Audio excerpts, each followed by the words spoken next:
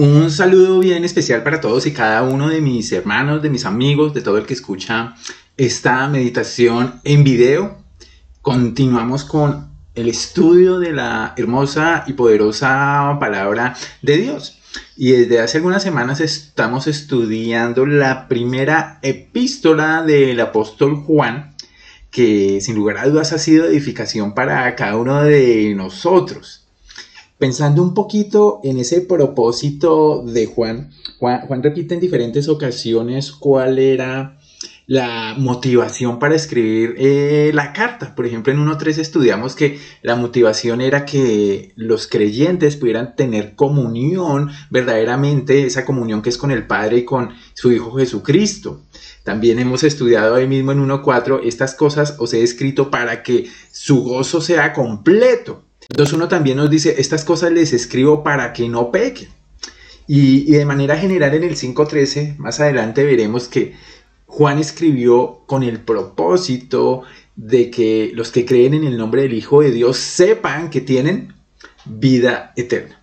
Pero ese contexto bien peculiar de Juan, porque Juan está escribiendo, y esta es una epístola muy apologética en defensa de la apostasía que se estaba levantando en ese primer ciclo de la iglesia, de grupos gnósticos que estaban gritando doctrinas fundamentales que se estaban desarrollando sobre la revelación del Señor Jesucristo, acerca del mismo del Señor Jesucristo. Por eso Juan va a repetir estos temas, va a repetir la perspectiva bíblica acerca de quién es Cristo, va a repetir la perspectiva bíblica acerca del pecado que ya vimos en el primer capítulo, va a resaltar la perspectiva bíblica acerca de la obediencia, y desde hace un tiempo aquí en el capítulo 2 estamos resaltando lo que Jesucristo piensa, y a través de Juan nos lo está revelando sobre el amor. Y parte de eso es lo que vamos a ver hoy, aunque vamos a ver una parte, digámoslo así, negativa. Hemos visto el amor a Dios, el amor entre los hermanos como un distintivo del creyente, un distintivo del cristiano, y que es algo sumamente fundamental. Entonces vamos a leer el versículo número 15 del capítulo 2 hasta el versículo número 17 para continuar hablando acerca del amor, ahora desde una perspectiva diferente. Dice Juan en capítulo 2, versículo 15. No améis al mundo, ni las cosas que están en el mundo. Si alguno ama al mundo, el amor del Padre no está en él. Versículo 16. Porque todo lo que hay en el mundo, los deseos de la carne, los deseos de los ojos y la vanagloria de la vida, no proviene del Padre, sino del mundo. Y el mundo pasa y sus deseos, pero el que hace la voluntad de Dios permanece para siempre. Y mis hermanos, aquí hay una pregunta que les quiero hacer. ¿Existirá un amor que Dios odia? ¿Existirá un amor que Dios obedece? Nosotros hemos estudiado que Dios es amor perfecto. Pero fíjate que el amor perfecto, el que nos estaba describiendo Juan, sin lugar a dudas, tiene una particularidad. Y es que el amor perfecto también aborrece lo que va en contra de ese amor. Odia perfectamente. Muchas personas se niegan a creer esto, no pueden aceptar que Dios castigue, que Dios juzgue, que Dios mande al infierno, porque ven a Dios simplemente desde la faceta de ese amor sentimental y tal vez hasta muy humano, y piensan, Dios no puede mandar a nadie al infierno. Pero fíjate que el Señor es reiterativo en decirnos que hay cosas que Él aborrece, que no le gustan. Y quiero que tal vez miremos este versículo de Proverbios que es muy tajante y muy explícito en decir lo que el Señor aborrece. Dice Proverbios 6, 16, 19, hay 6 cosas que el Señor aborrece. Son 6 en este pasaje. Y 7 que le son detestables.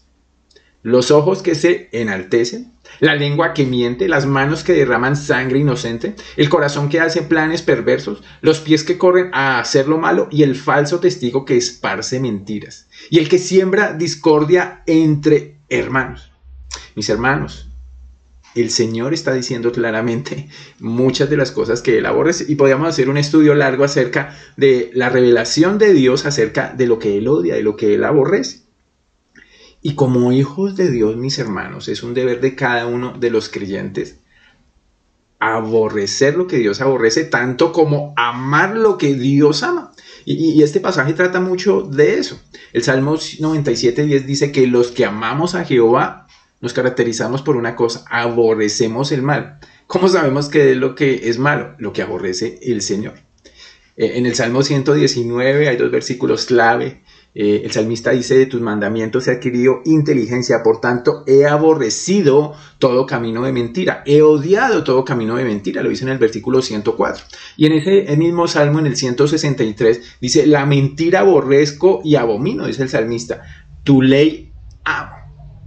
Entonces, plantados ahí, en que el Señor aborrece, y aquí nos va a decir algo de lo que aborrece, y que somos hijos de Dios y estamos buscando el carácter de su Hijo, mis hermanos. Nuestro deber es ver todas las cosas desde la perspectiva bíblica de la revelación que Dios nos ha dado, que reflejan su carácter, y imitar, en este caso, lo que Él ama, amarlo, y lo que Él aborrece, aborrecer.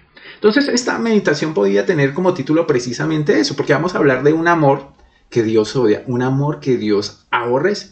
Y en la lectura, pues, vamos a dividirla en dos puntos generales clave. El primero es que el Señor nos dice acá en Primera de Juan un mandato de no amar al mundo. El Señor aborrece el amor al mundo, y bueno, vamos a definir ahí unas cosas.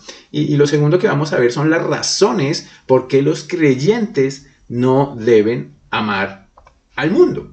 Y empecemos entonces con el primer punto: el mandato de no amar al mundo. Y vamos a leer acá precisamente. Quiero mostrárselo en el versículo 15, parte A, dice un rotundo no, y se lo pongo muy grande: no améis al mundo ni las cosas que están en el mundo. Mis hermanos, aquí hay un mandamiento negativo, es un grandísimo no. Y como una novela por ahí muy popular, este es un amor prohibido para el creyente. El Señor es enfático cuando dice no. Y en la Biblia a veces nos olvidamos que hay una serie de mandamientos, claro, que vemos a través de los ojos del Señor Jesucristo, pero que no dejan ser mandamientos de blanco y negro. No hay grises allí. Adán y Eva, el Señor los bendijo con la bendición de Él, con el mandamiento de fructificar y multiplicar, es un mandamiento positivo, pero también allí había un gran no. No debían ¿qué? Comer de cierto árbol.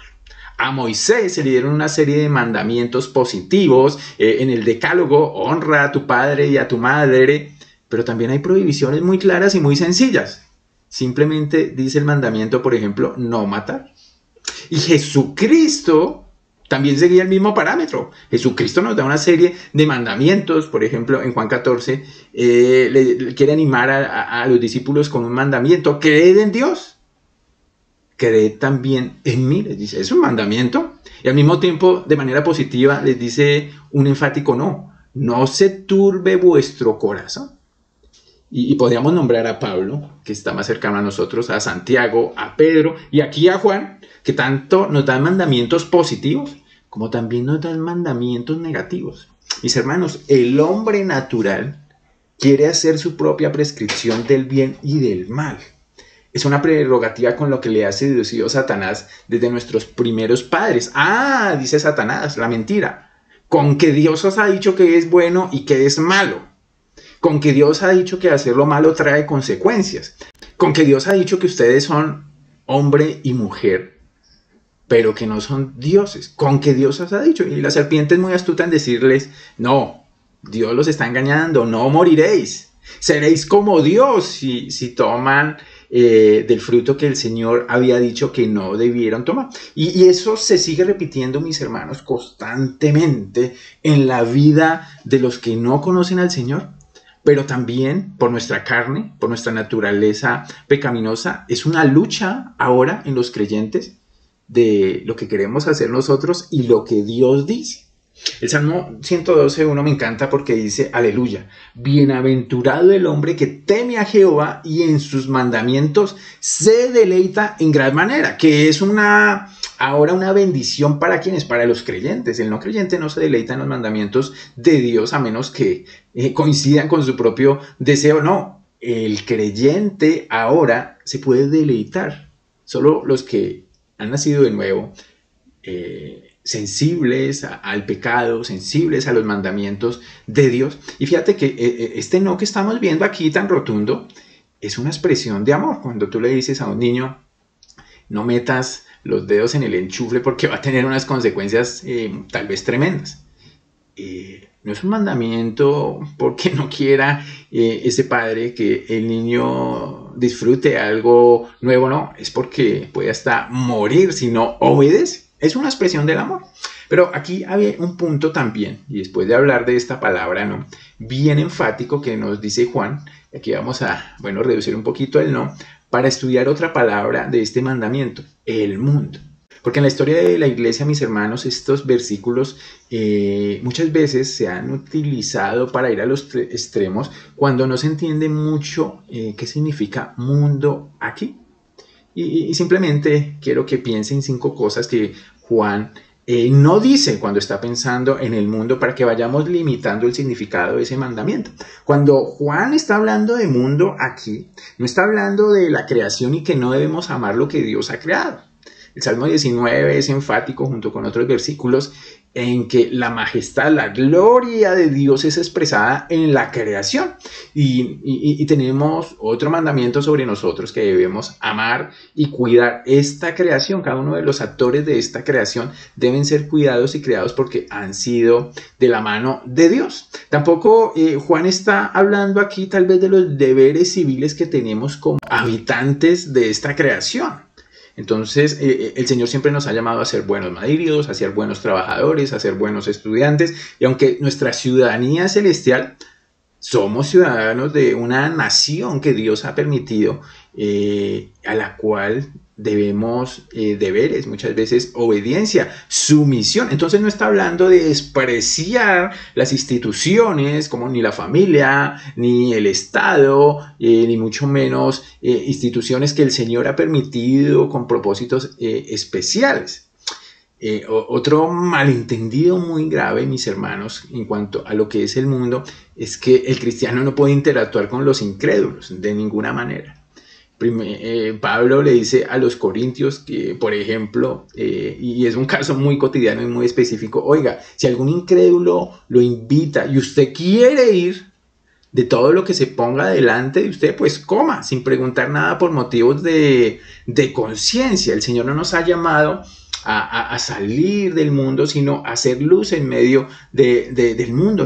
No ha sido un llamado del Señor a que los creyentes estén aislados del mundo. Hay libertad, mis hermanos, y en la sabiduría del Señor Él da parámetros para relacionarlos aún con los no creyentes. También, mis hermanos, no es tampoco una indiferencia a ciertos asuntos importantes del mundo en que vivimos. No se trata, por ejemplo, y lo comentaba con alguien, de no tener una opinión y tal vez no poder manifestarla acerca de las leyes. Tampoco se trata de ingenuidad acerca de todos estos movimientos que se han levantado en contra de la familia, en contra de la vida de los niños antes de su nacimiento.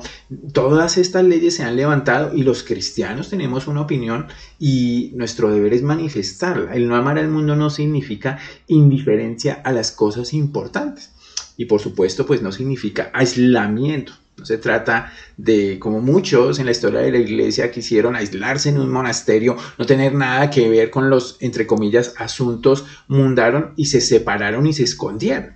Lamentablemente muchas de estas cosas han impactado rotundamente la vida de la historia de la iglesia, porque muchos han asociado el mundo simplemente con ciertas prácticas externas, estar en ciertos lugares, hacer ciertas cosas, escuchar cierta música, bailar de cierta manera, y Juan en ningún modo está pensando en eso, aunque esas pueden ser manifestaciones. Lamentablemente los creyentes fácilmente, por nuestro corazón que tiende a la religiosidad, colamos fácilmente el mosquito, pero dejamos pasar muy fácilmente el camello de la profundidad del corazón, que es de lo que está hablando aquí Juan. Y teniendo en cuenta esto, mis hermanos, podríamos dar una definición un poquito más cercana en base a este versículo y a otros versículos a lo que se refiere Juan con mundo, con cosmos en este versículo. Y tiene que ver más con un sistema universal, mis hermanos, que es invisible, pero que es espiritual, de maldad. un cierto orden, una cierta filosofía donde Satanás gobierna y usa sus redes para engañar, sobre todo para decir mentiras acerca de quién es Dios y acerca de lo que quiere Dios, de lo que ama a Dios.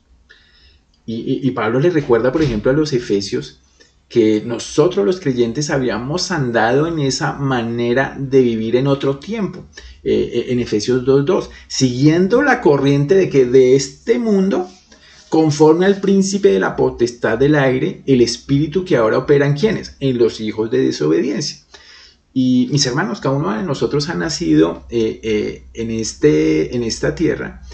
Y es palpable que hay todo un sistema de ideologización, de filosofía. Hay una religión que, aunque alguien pueda decir no estoy en ninguna religión, es muy posible y como no creyentes, hemos sido enseñados, criados de cierta manera para pensar ciertas cosas, para anhelar ciertas cosas, para poner la mira en ciertas cosas, para tener ciertas decisiones, ciertas metas, ciertas expectativas de vida. Y lo que la Biblia nos dice es que todo este sistema, el mundo entero, está bajo el maligno, mis hermanos. Y ese mundo aborrece a los creyentes porque ha aborrecido a Jesucristo. Si el mundo os aborrece, dice el Señor, sabed que a mí me ha aborrecido antes que a vosotros. Entonces, todo este sistema universal invisible tiene que ver sobre todo con ideas que llegan a nuestros oídos, se ponen en nuestra mente y se afincan en nuestro corazón. Y entonces, si la filosofía del mundo, de este sistema, mis hermanos, nos está atacando constantemente, ¿qué nos dice la Biblia acerca de cómo podemos ponernos la armadura y combatir eso? Fíjate que tiene que ver con la mente y con un pensamiento dominado por el Espíritu Santo, conforme a la palabra de Dios, cristocéntrico, para discernir, probar los espíritus y para tener un filtro constante. Pablo lo dice de la siguiente manera en la segunda epístola a los Corintios, leámoslo en la Nueva Traducción Viviente, que es muy interesante, donde Pablo está defendiendo su ministerio y hablando de lo que él hace. Y lo que él hace tiene que ver mucho con el combate, con el dominador de este ciclo, de este mundo, que es Satanás y sus mentiras. Dice Pablo, somos humanos, pero no luchamos como lo hacen los humanos. Recuerde como lo dice en la versión Reina Valera, aunque andamos en la carne, no militamos según la carne, versículo 4. Usamos las armas poderosas de Dios, no las del mundo, para derribar fortalezas. ¿Cuáles son las armas poderosas de Dios? Mis hermanos, la armadura de Dios creo que encaja perfectamente. La oración, la palabra de Dios, la comunión con los hermanos, nuestra relación en sí misma con el Señor Jesucristo son armas constantes para derribar las fortalezas ¿de qué? Del racionamiento humano y para destruir las mentiras, los argumentos falsos. Los argumentos falsos que son muchas veces por los creyentes recibidos y son muchas veces creídos y repetidos. Entonces Pedro le dice a sus oyentes que nosotros ya no andamos en la misma carrera de disolución que andan los no creyentes. ¿Por qué? Porque ha comenzado el cambio de las ideas de la mente acerca de todas las cosas, cómo miramos todas las cosas. Desde la perspectiva bíblica, el creyente puede ponerse las gafas de Jesucristo y discernir esto es conforme a lo que Dios desea, esto no es conforme a lo que Dios desea. Entonces es una cuestión aborrecible.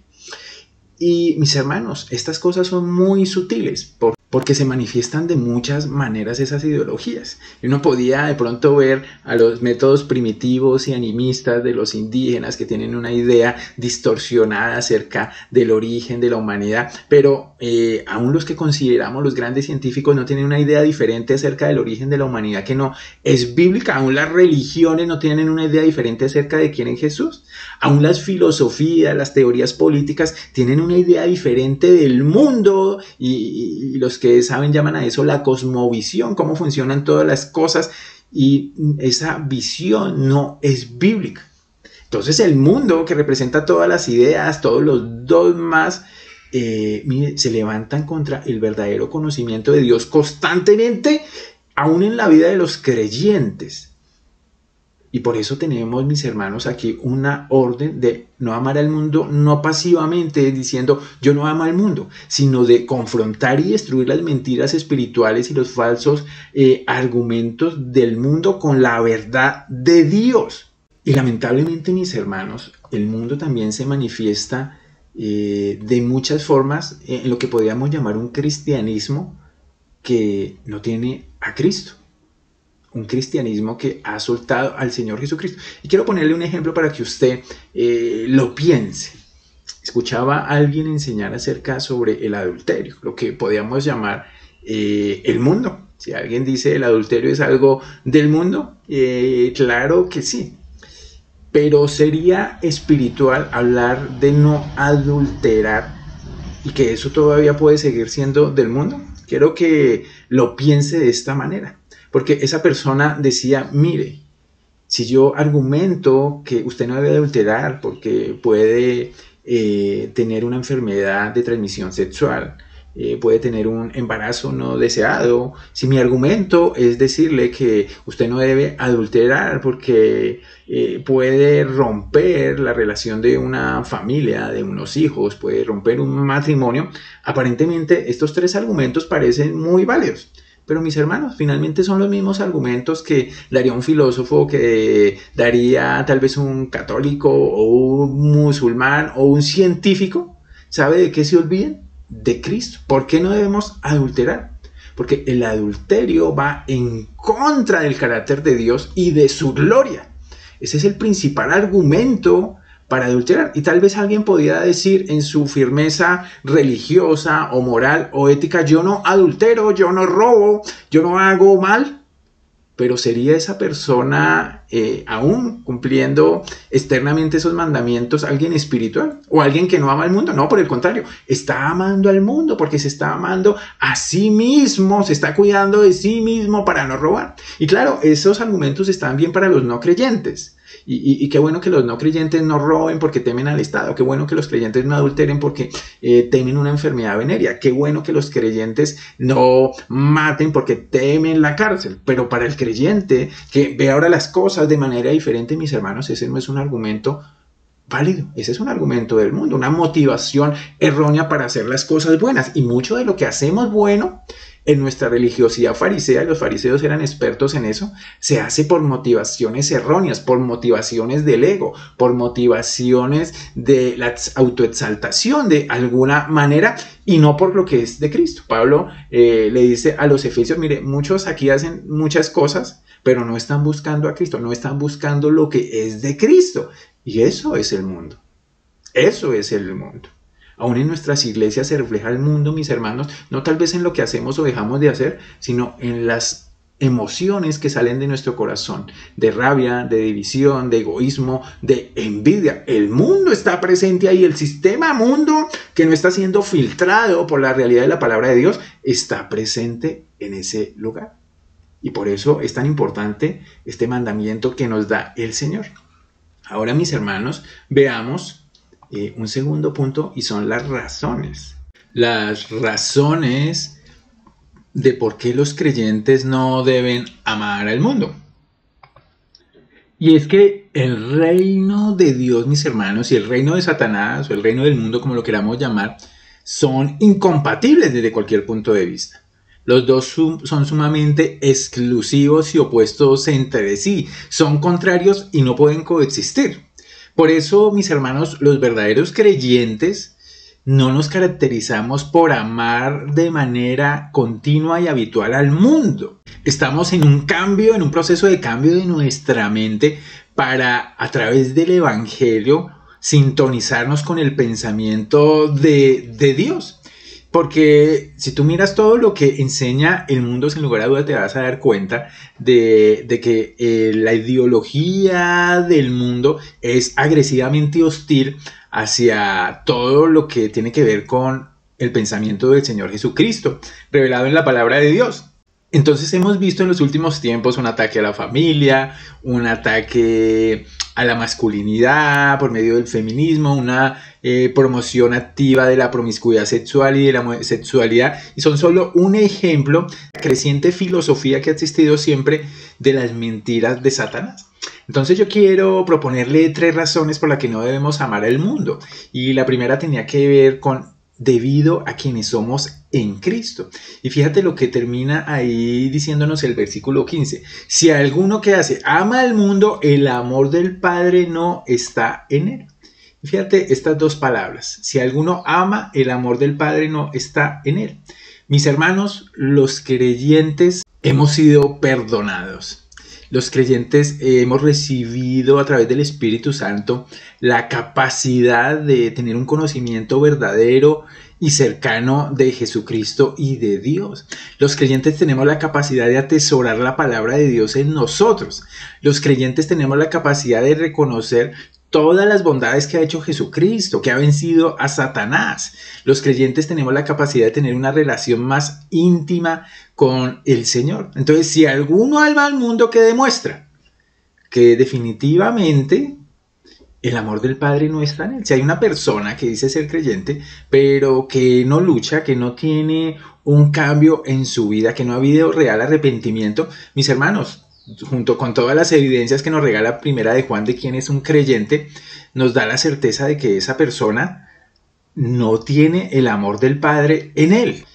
Y eso no significa que esa identidad básica nos hace libres de caer, libres del pecado. Mis hermanos, aún los verdaderos creyentes somos tentados constantemente a través de nuestra carne, a través de nuestra naturaleza pecaminosa, a través del remanente de iniciativas y comportamientos que tal vez ha sido un hábito en nuestra vida. Pero fíjese que podemos decir, como lo dice Colosenses, que aún en esas situaciones podemos afirmar, estamos completos en Cristo.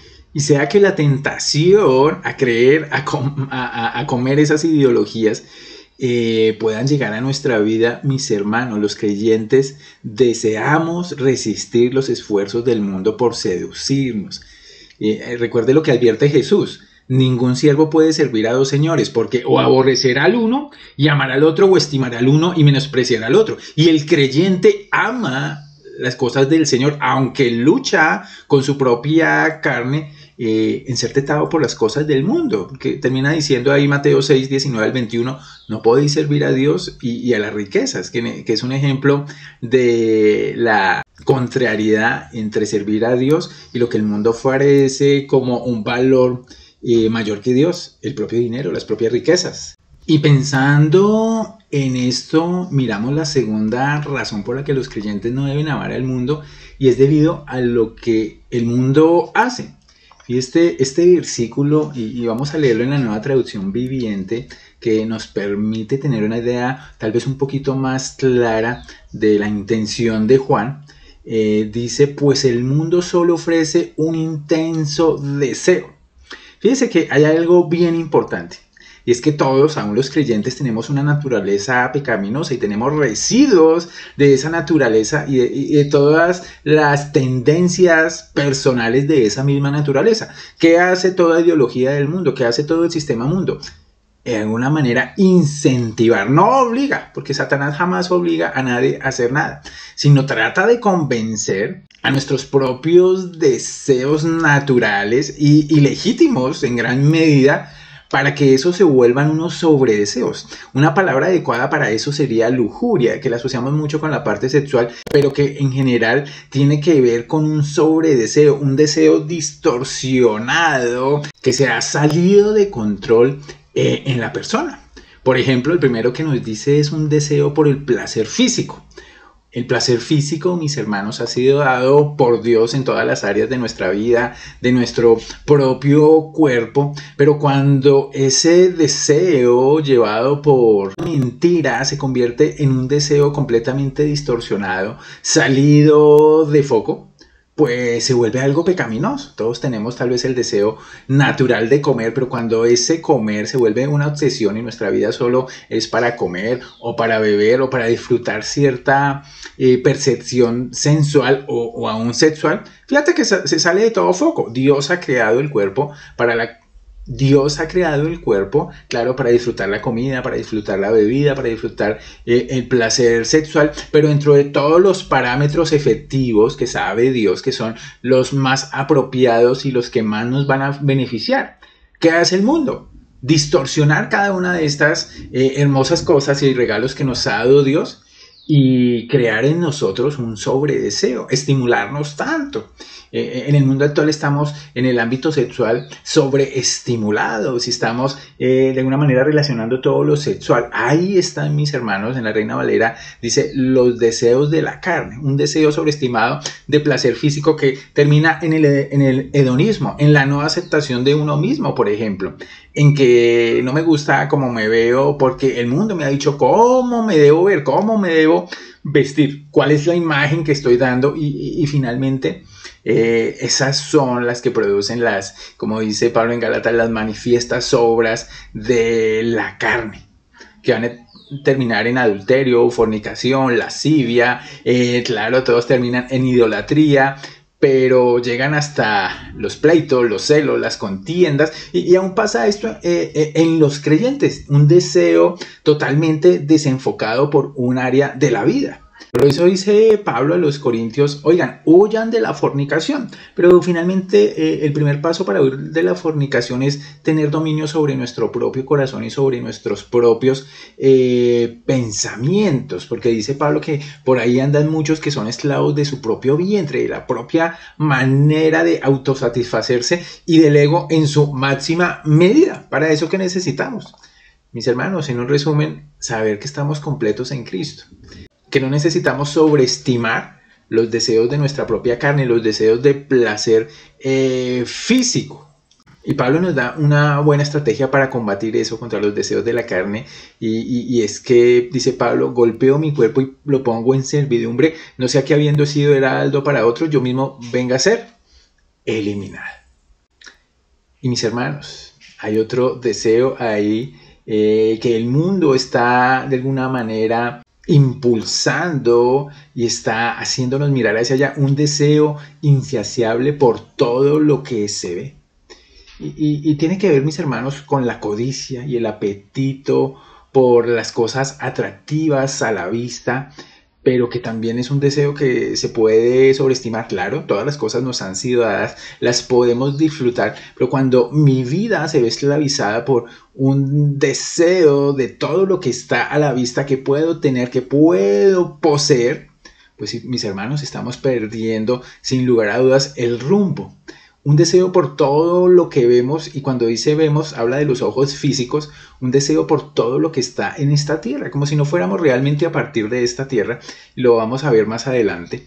Como tenía puesta la mira Pablo, que nos dicen que no miremos nosotros las cosas que se ven, sino las que no se ven, pues las cosas que se ven son temporales, pero las que no se ven, ¿qué son? Son eternas. A veces enfocarnos, mis hermanos, en las cosas materiales y pasajeras, sin lugar a dudas tiene que ver con que hemos recibido la ideología del materialismo, de la acumulación, del consumo, del esfuerzo y el trabajo simplemente para el consumo y no de las cosas espirituales eternas. Debemos mirar más allá de lo que nuestros ojos pueden ver y enfocarnos en lo que verdaderamente es importante. Aquí, como lo decía segunda a los Corintios 4:18. Y también nos dice y el orgullo de todos nuestros logros y posesiones.